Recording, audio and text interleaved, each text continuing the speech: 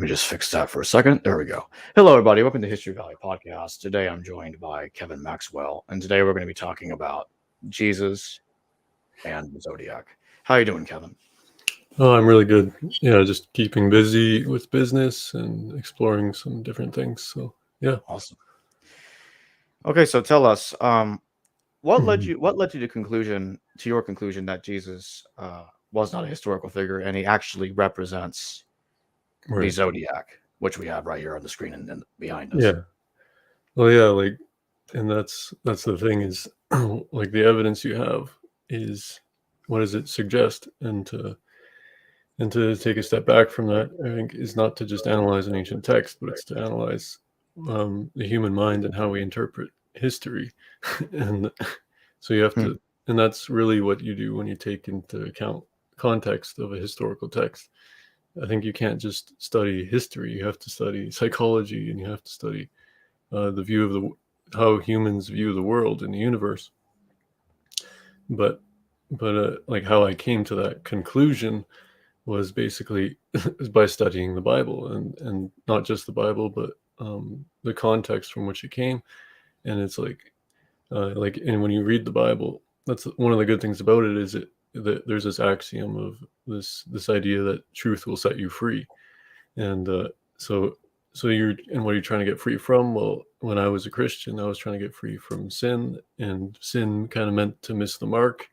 So I was kind of following this logical progression, and the more I studied, the more I kind of realized that this kind of evolved or sprung up in a bunch of places at once, like Acaria S talks about, and uh, it looked like it came from Egypt, or even before that from India. And when you start reading all kinds of books and you don't like put limits on what you can read, like uh, like I know there's a lot of Bible scholars who say, "Oh, I've read 60,000 books about the Bible," and then I just asked them one question, and I've asked them like, "Okay, have you ever read any books on astrology?" And they're like, "No."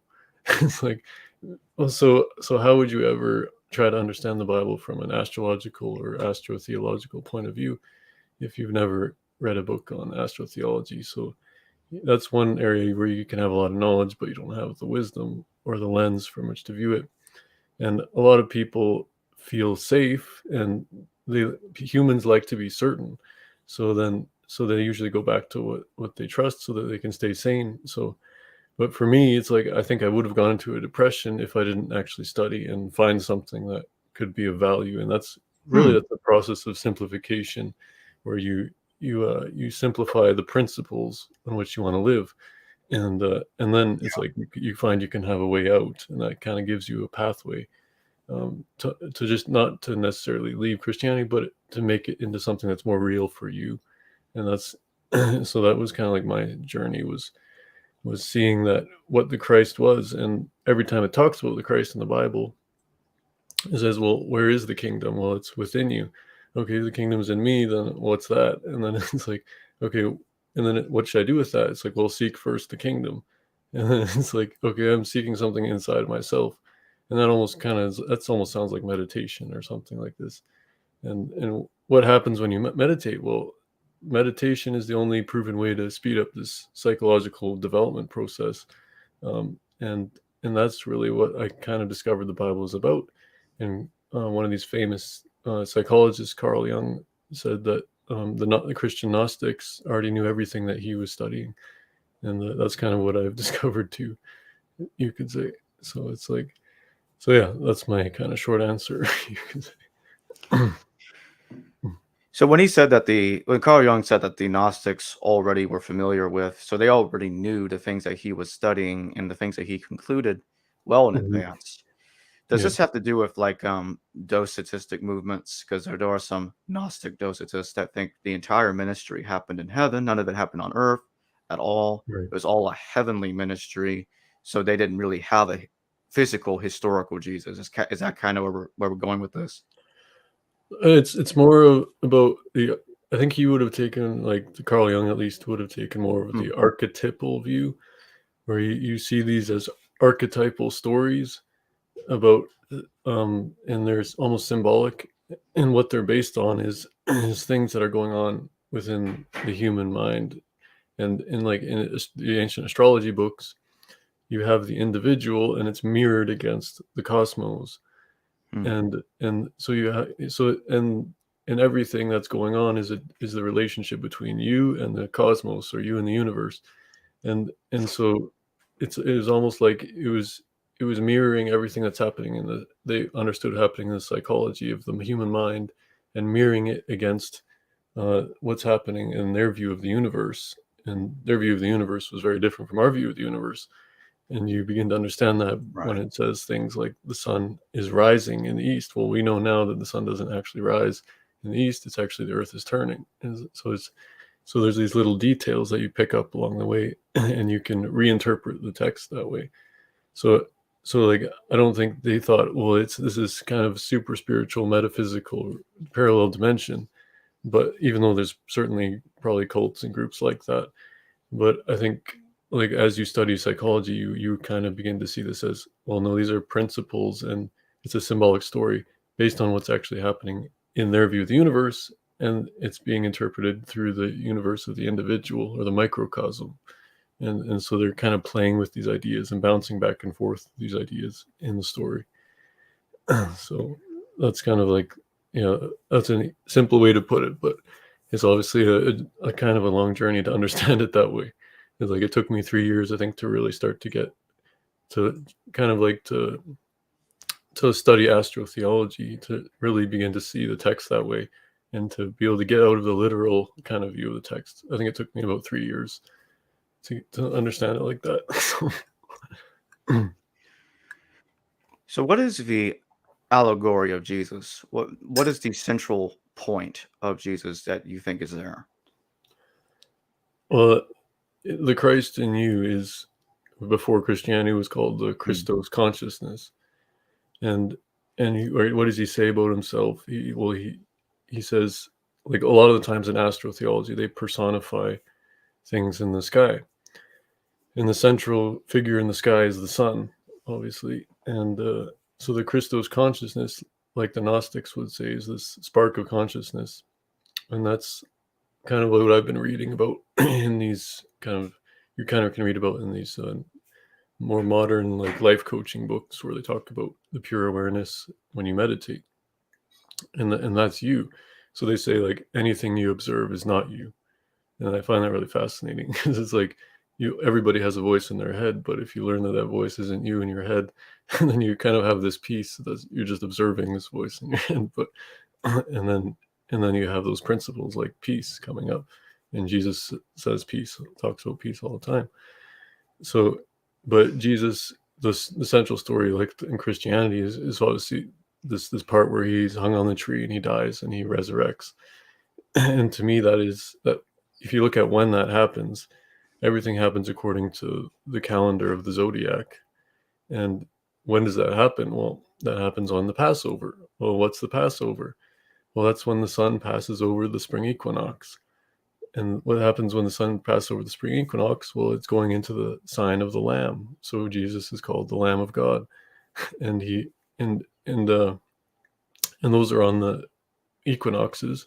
And on the solstices, there was this idea of the 3 days, and because the sun would be at the lowest spot in the sky for 3 days, and then it would rise again.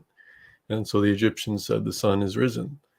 So you have this language that predates Christianity that seems to almost be directly plagiarized, or give certainly a certain context that seems like common sense to follow down into the next generations of Christianity. And so Jesus is not just some mythical thing, but he actually represents a very important principle. And principles and truths themselves are metaphysical, you could say, if you want to think about them like that. But Jesus really, I think, best way to think about him is the universal symbol of the universal consciousness, and in the universal consciousness coming into the human incarnation, and dying, and coming back. And in John 3:14, it says, "No one has gone into heaven except he who has come down out of heaven." And then in 1 Corinthians 15, it says, "God is all in all." So there's this very universalistic idea in the language, and if you read about universalism, you find that universalism was very common the first 500 years of Christianity, Right. and and uh, and so Jesus becomes this a fantastic myth, I think, and where it talks about the pure awareness, and it's really the journey of the human spirit coming into the human body and going through these trials and tribulations and sacrificing ourselves really to learn something. And what are we learning? Well, we're learning to value the truth, and we're learning to have faith and to surrender to the truth. And that's really, I think, where you can start with being psychologically secure and exploring these ideas. So yeah. So Jesus basically, from your point of view, Jesus, it represents the zodiac and the sun passing through each constellation. And Mhm. the sun has so much influence on the Jesus character that Yeah. even when he supposedly was crucified on Passover, it's the sun moving to a particular direction on Passover. Is the sun Yeah. doing something particular on Passover? So Jesus is basically imitating the sun Mhm. in virtually all aspects of the story, is your point. Yeah, like as he goes through each sign, he takes on the body of that constellation. So he personifies that constellation, and that's why you see him acting in a certain way in a certain context. Hmm. And then and usually you have these animals dying. Well, and the death of an animal in Egypt was the end of that sign of the sun passing through that sign of the zodiac. So like and the reason that the lamb would be dying is, well, you have the precession of the zodiac, so the equinoxes are moving backwards every 2,000 years through the signs. So you could say on the annual cycle, the sun was passing. Maybe even the spring equinox could have based on the text. It could have been passing through the sign of the fish, and at the spring equinox on Nisan, the Jewish feast of Passover, and it could have been passing uh, into either the Lamb or Aries, or it could have been at the end of the sign of Aries and going into the sign of the Bull. So, like what do I think? Well, they also have the precession of zodiac, so it's going backwards through. So it's representing the end of this age that took 2,000 years, and now we're ending the age of the Lamb, and he's passing away, and now we're going into the age of the fish. So Jesus says, "Go out and make fishers of men." So you have this chronology in the language that fits into the zodiac, and what you have is the Passover is like the third feast of the Jewish feasts. So and in astrology, the third planet in the seven planets of Ptolemy is the sun, and that's at the solar plexus. So you have these overlapping themes, and uh, and that's where you get all these sevens in the Bible as well. And so where do these sevens come from? Why do you have 12 disciples? Why do you have, like, why does 12 pop up all of a sudden? Why is there 12 tribes of Israel? Well, it's all because it came from the zodiac. They're bowing down to the stars. And that's all the language that's in there and it's just a puzzle you have to put together. And unfortunately, it's not an easy one to put together, but eventually you can if you're open-minded and on that journey. So yeah. So what do you think the point was to euhemerize the sun at the zodiac as the literary figure of Jesus? What do you think caused that? Um, what is a hemorrhage? What did you say there? They turned Yeah, they turned him one into. thing into a physical historical character. Yeah, yeah, and I'm not sure at what point in history they would have turned it into this character. Like, Hmm. I kind of think that Acaria might be right, where it was all these texts that got written and all these different versions of Christianity, and every church had their own gospel, and then eventually this political movement was like, well, we need to have a meeting, and that was like in Constantine and 325 AD. They kind of got together after 100 years and were like, well, we need to decide what goes in the Bible, and then they pick the books that go in the Bible, and it's like, like the Bible's not just one continuous book. We kind of think of it that way, but it's actually a bunch of books. And then they Mm. decided which ones they thought should go in it. So, well, what about all the other books that are there? So then, but it's designed again for, if it's designed for the psychological development, then it should also have those layers of meaning. And I think it does have like the 7 layers of meaning. And even the psychologists like to use the 7 stages of faith or the 7 stages of psychological development. So what you have for the initial reader is they're going to take it literally. And that's for the children, that's for the conventional wisdom of moral psychology. And so then it's going to be taught at the simplest level to the masses, and the people who are more psychologically developed are going to interpret the deeper meaning. And that's the point of Jesus telling all these parables. Like, you can communicate to so many different people with a story because we love stories, and everybody can relate to a story because the stories are complex enough and simple enough at the same time, paradoxically, that it's actually a part of who we are as well. Like, even the human body is this story of like death and rebirth. Every day we go to sleep and we are born again and we rise again in the morning.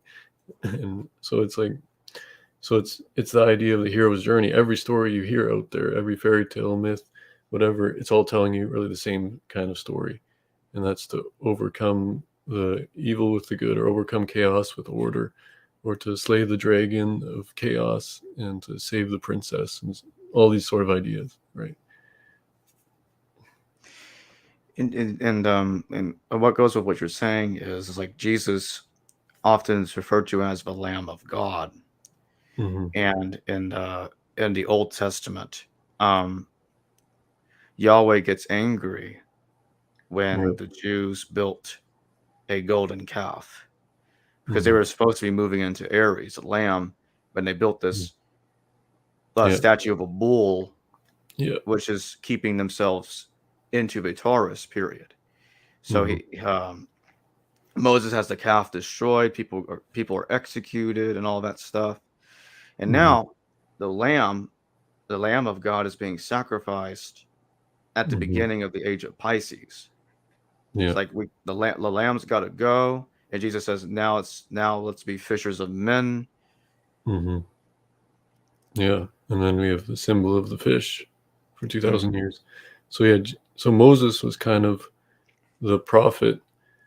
Like in Deuteronomy, it says, "Oh, in your last days, I'll send you a prophet." It's like, but he was talking to this generation of Exodus, and people think, well, he was talking about Jesus. Well, no, he was kind of talking about Joshua in the book of Exodus. And but Moses is the original type of that, and he kind of dies and resurrects as Joshua, and that's so Moses kind of is the prophet of God in the Old Testament. So Moses uh, is kind of symbolized as the he has control over this sign of Taurus in the age of Taurus. So that's like this 2,000-year period um, that would predate Christianity, and that's where like a lot of the Old Testament is kind of based to. And then that's connected to the same kind of timing as Mithraism, which also has the bull. So it's not like it's an uncommon or unique sort of phenomenon, I would say. But yeah. So by the point in which Jesus becomes historicized, placed into history, they got Mhm. Pilate killing him in the AD 30s. When we get Mhm. to the second century AD, they start the different Christian groups start forming, and they start saying that actually no, the Gospels are completely wrong. The whole thing happened in heaven. It's Mhm. completely docetic. It was all the whole ministry happened by revelation, and people had visions of the ministry. Mhm. There was never a guy. Right. And Apelles gets into an argument with Marcion, probably around Right. 8150, give or take, Mhm. uh, 10 years or so, Right. somewhere around there.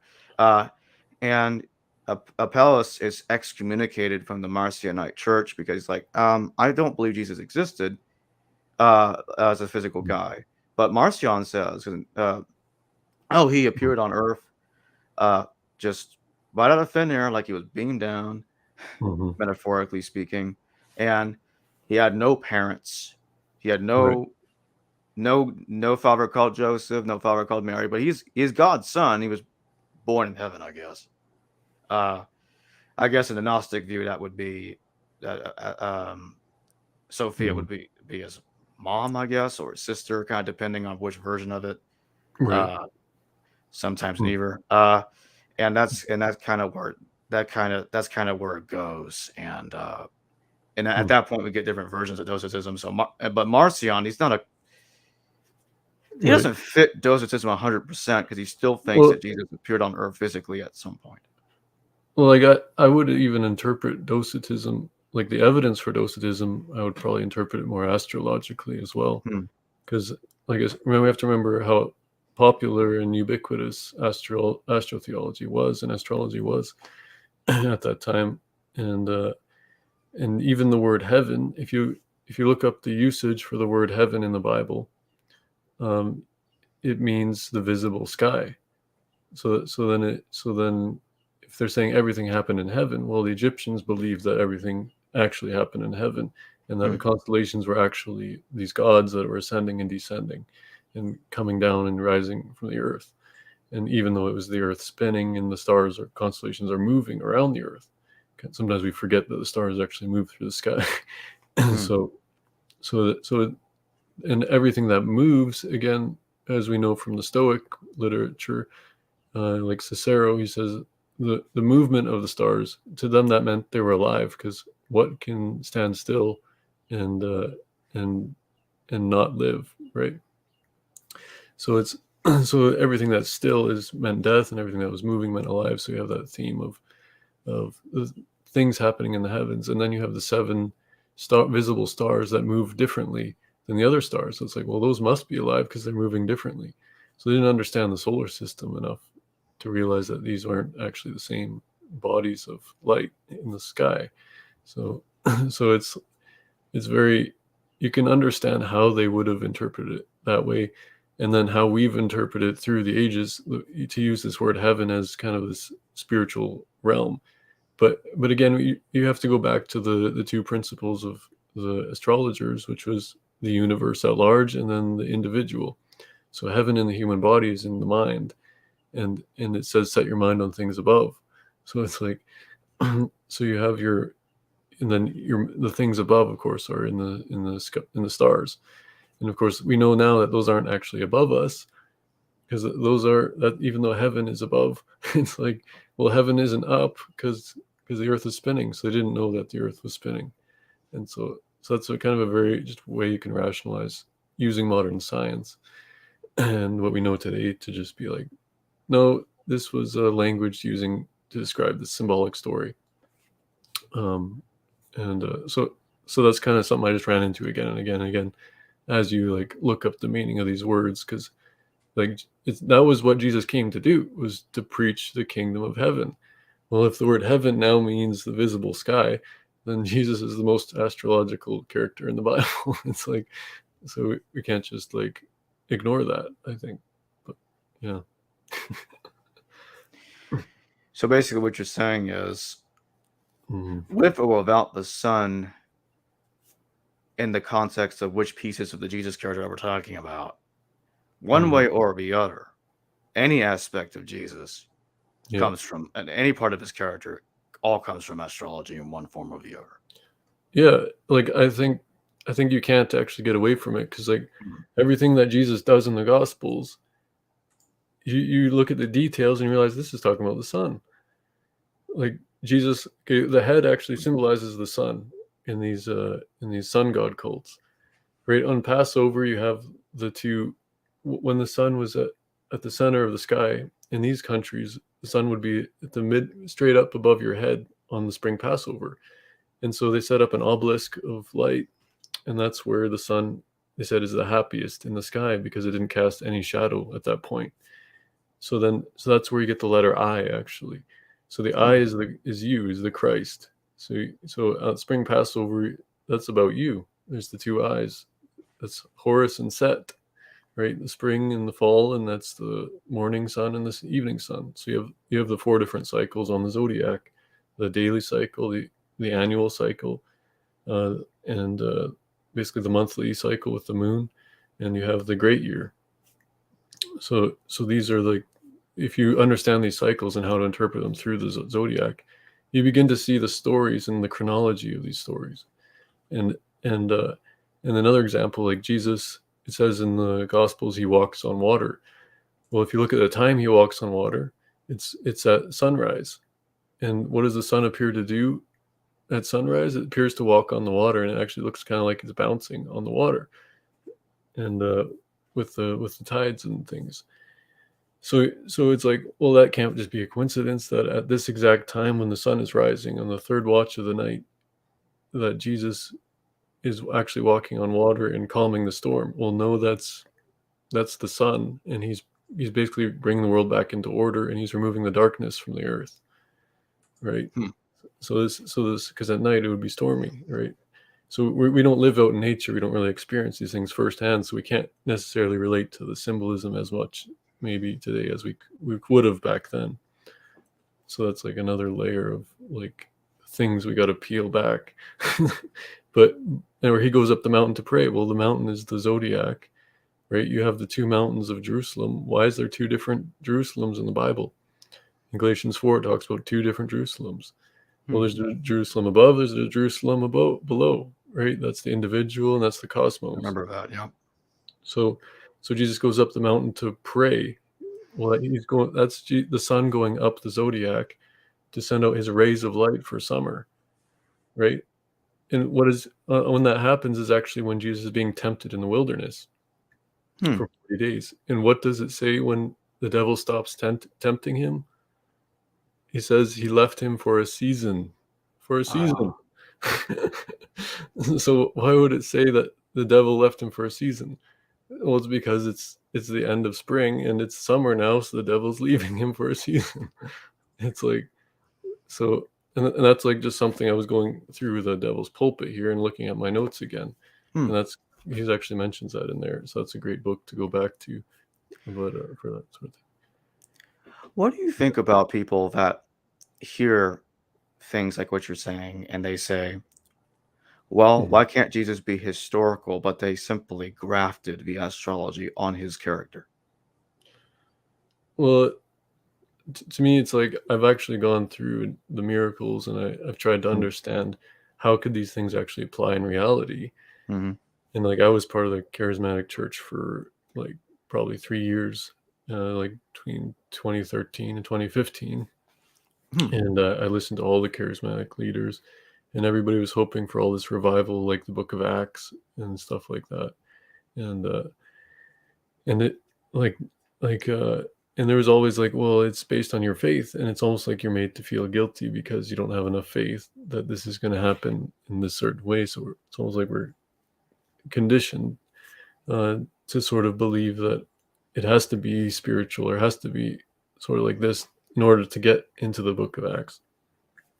But for me, like a lot of that evidence made more sense once I kind of tried to take the view that it was this more of an authoritarian, sort of an energy-based healing. Because like I remember I would pray for one guy and his leg would grow out, but then you pray for his hip and his hip wouldn't get healed. And it's like, so something's obviously a bit weird here, because it's like I haven't done anything different. And so, but then the things like in the Book of Acts, if you actually look at the details and you try to actually try what Jesus does, like go out and try it. Like just go in the streets and just do it by faith and just go for it 100% and do it for 3 years straight. Like just try that. I think what you'll begin to find is you'll begin to understand Jesus in a different way. And because when you actually try to do what's in the Bible, like 100%, I think you begin to realize that some of this stuff is a little more far-fetched than you would like to believe, unfortunately. And when you begin to read that, like Emperor Vespasian healed the guy's blind eyes by rubbing dirt and mud on his face. He's like, wait, that's the same story that's in the Gospels. So then it's like, so you begin to just run into this reality that no, like there's it's complicated. There's some truth to it, but it's not. It's too far fetched. Some of these things are just too far fetched, and the fact that there's 12 disciples, and the fact that like you didn't have somebody narrating it that was in the room, like recording what each person said. Like it doesn't read like a documentary. It's like, okay, Jesus did this, Jesus did that. Okay, who are you? Were you following him around writing this? It's like, no, it reads like more of a mythology, and you run into that, unfortunately, and you can go into depression if that's all you're left with, because your whole worldview might be based on that. And your whole family might be believing that it's this historical thing. So it's like, I don't blame people for staying in it, because it's like, because you could just fall into drug use or something if you left or something like that. So it's not like it's easy to face those things, but those are like demons I think we should face at some point. It's like, yeah. So, yeah. Now, speaking on that, there's a lot of people out there that believe that not only that Jesus existed, but that he was a divine figure because of feelings. It made them feel better, or as you just talked about, getting out of drugs. And some people get out of drugs by abandoning Jesus, but there's a lot of people that abandon drugs by becoming Christian or Muslim or some other religion out there. Right.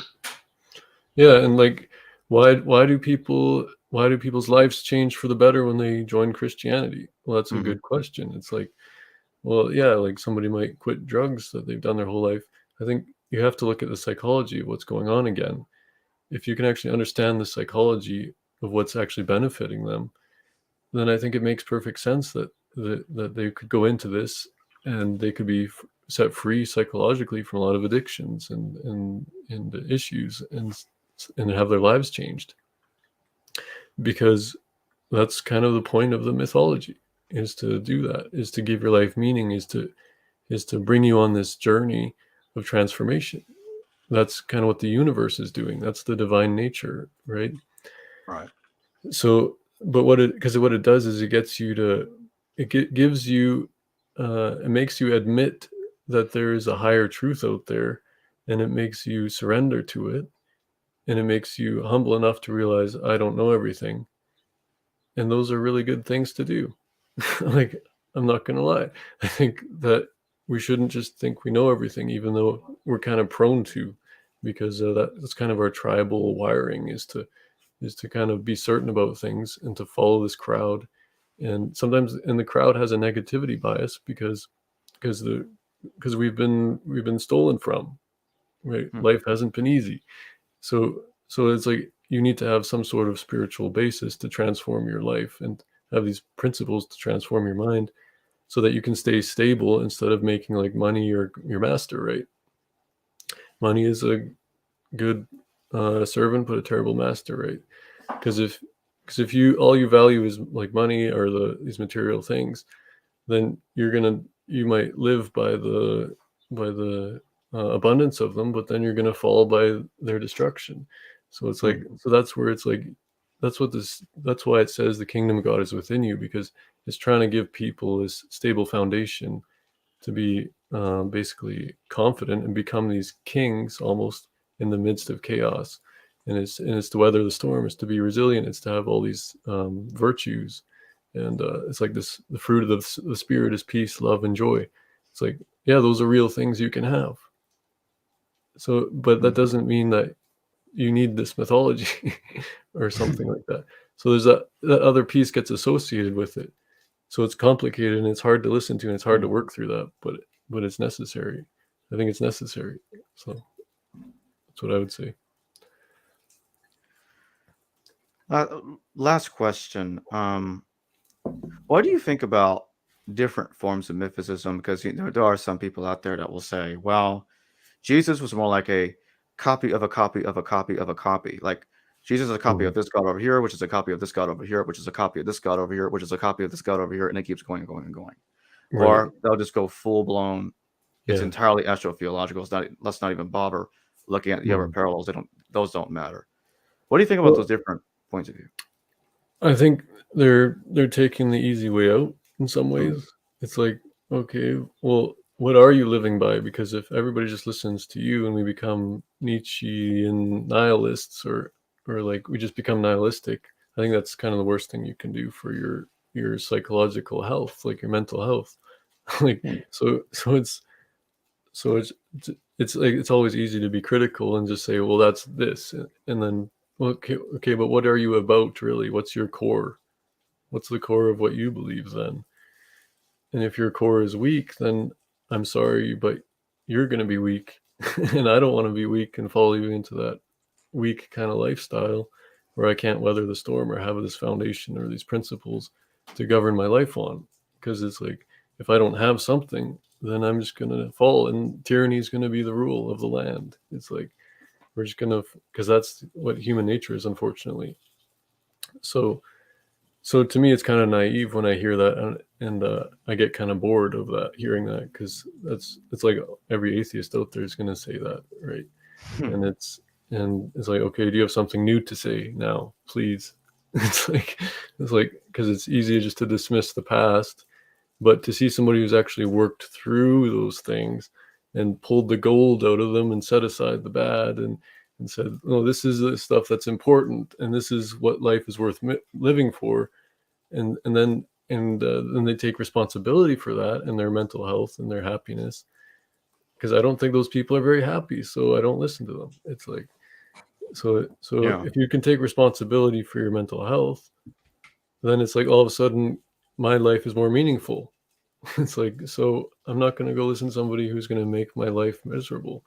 So I don't know, that, because like I think people like me actually wrote the Bible, and it's kind of been twisted and it's turned into this historical thing. But but that was actually, I think it was a very minimal part of what the text was for in the first place. And what does it actually mean? Because people, like the Christians, will ask, do you believe in God? It's like, okay, the question is so infinitely complicated that it's a stupid question to ask. The question is wrong. It's like, okay, well, who are you, first of all? Okay, what does it mean to believe? Okay, like, believe what and how do you believe that, right? Yeah. And then, okay, what is God? What do you mean by God? So it's like, I don't think a lot of people know what all three of those things are. So unless you've really worked out what those three things mean, and then you can ask a better question, then we can actually have a more meaningful conversation, and I won't get bored. So, yeah. So yeah, I think the future is going to be exciting. But yeah, like right now I'm just in this business mode. I'm trying to get kind of finances together, but I hope to like write a book about this stuff, because I'm like, it's been difficult, but at the same time there's this gold you pull out of it that's part of these wisdom traditions, and I think that's the stuff that needs to be emphasized and worked through. And I think there's more work to be done, and but like in some ways I've moved on, but in other ways it's like I'll always be interested in astrotheology.